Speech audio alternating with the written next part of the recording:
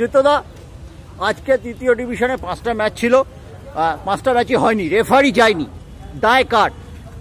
ওরা বলছে সময় মতো মেল পাঠিয়েছে, তুমি প্রাথমিকভাবে আমাকে বলেছো মেল আমি সময় মতো পাইনি। আমি দেখো আমার এইচওর আগে সব মেল যায়, এইচওর সাথে যোগাযোগ করতে পারছে না, বলতেও পারছে না এই সময় মেল কখনো পেয়েছে। ঠিক আছে, ও না এলে আমি বলতেই পারবো না মেলটা কখন গেছে।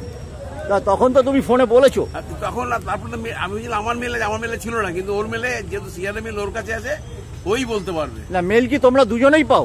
না, মেল একজনই পায়, আমি হোয়াটসঅ্যাপে পাই, ও মেলে পায়।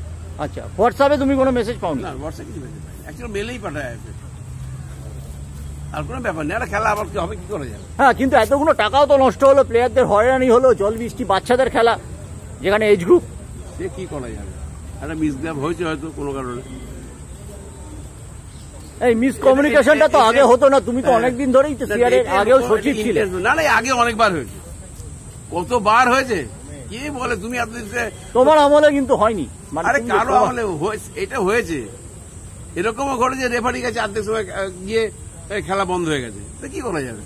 এটা হতেই পারে বৃষ্টির সময়, দেখা যাক এটা যাতে না হয় সেটা চেষ্টা করছি আমরা। এই কমিউনিকেশন গ্যাপটা তো কমানো দরকার। নিশ্চয়ই কমবে আশা করি। আমি নিজে ইনিশিয়েটিভ নিয়েছি, আজকে কথা বললাম। আবার অ্যাকচুয়াল আমাদের একটাই মেল যেটা এইচওর কাছে থাকে। হ্যাঁ, সিআরএ মেলটা এইচওর কাছে থাকে।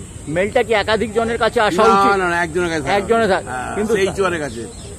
আর কোন টেলিফোনিক কনভারসেশন বা ইন্টিমেশন দেওয়া হয় না? না না। জামালদাও কিন্তু বলেছেন, জামালদাও বলেছেন যে আমরা সময় মতোই মেল পাঠিয়েছি। তখন তুমি এক কথা বলেছিলে, এখন বলছো এই দেবাশিস ব্যাপারটা দেখতে হবে। দেবাশিস বাবু আবার ফোন ধরছেন না আজকে। আমিও ধরছে না, কেন ও যেখানে কাজ করে সেখানে এত রেস্ট্রিকশন জায়গা ফোনই তুলতে পারছে না।